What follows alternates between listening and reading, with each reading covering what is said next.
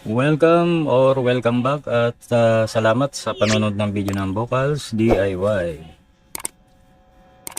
Sa video na ito ay pag-uusapan natin itong clutch lining ng ating Win 125. So speaking of Win 125, siyempre napakalumang modelo na, no?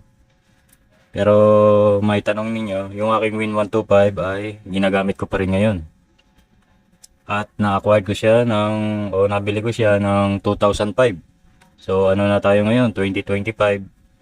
So by July, regalo ko kasi sa sarili ko yon, ay ano na siya, 20 years. 20 years ngayong July. So ito yung kanyang clutch lining, clutch housing. At kung napapansin nyo, wala na yung rebit. Kasi binarena ko na yan. At ang nakakabit ngayon doon sa motor ay yung nabili kong extra na clutch housing. Once upon a time kasi, nakabili ako sa Facebook yung nagpa-parts out ng Win 125. So bumili ako ng isang set ng clutch housing para reserba. Actually, ito yung mga original na ng aking motor. So, may tanong nyo bakit ko sinira or binarena. Kasi, nakadalawang kikil na rin ako rito. So, kapag malapad na ito yung gatla na to, yung nakalagay dito yung kinakapitan ng ating clutch lining.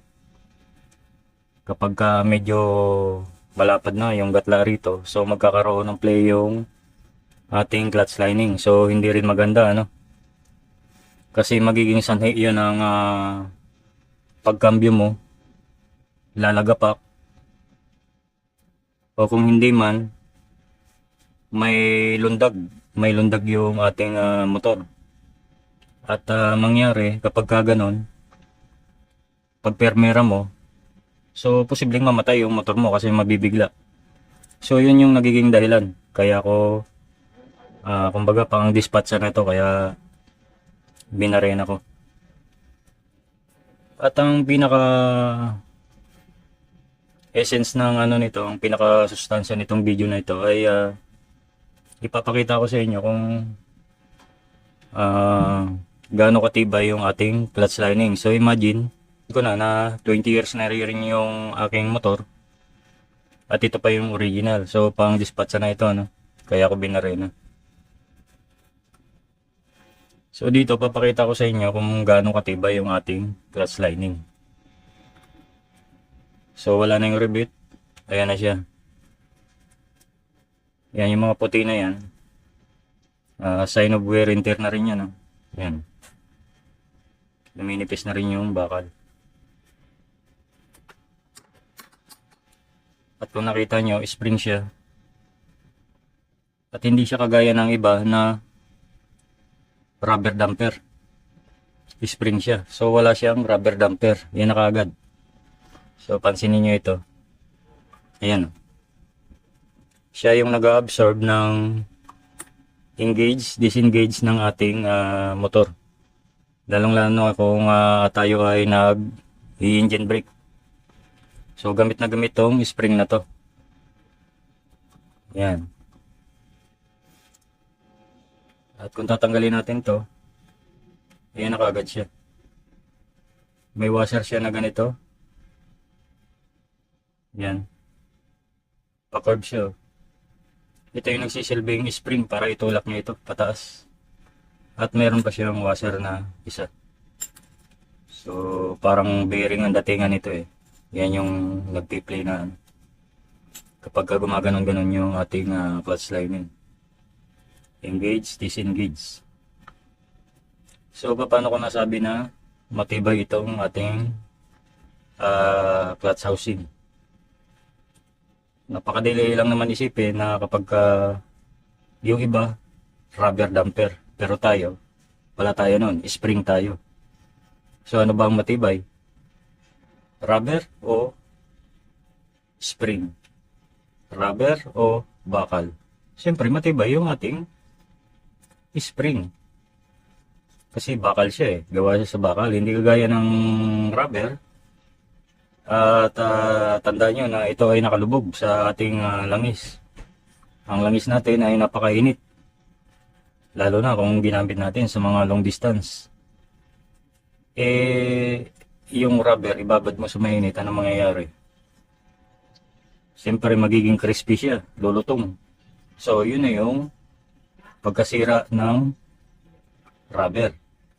Di kagaya nitong spring, mas matagal ang buhay nito. So gets na natin. Kaya matibay yung ating clutch housing ng ating Win125. So pag-usapan naman natin ngayon kung ano yung mga remedyo. Ano ba yung magiging problema nito? Unang-una, may video na ako dyan sa unahan. Kapag ito ay inalog mo, magkakaroon siya ng clicking. Kumbaga, umaalog na itong mga spring na ito. Yan. Yan.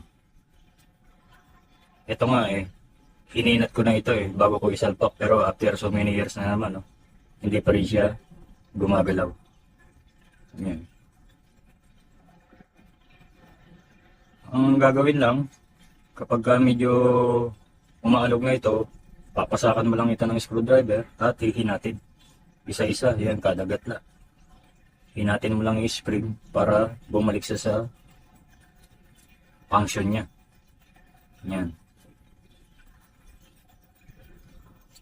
Matagal mo ito gagamitin. Kaya ko lang ito sinira kasi wala na nga, masyado nang malaki yung awang ito.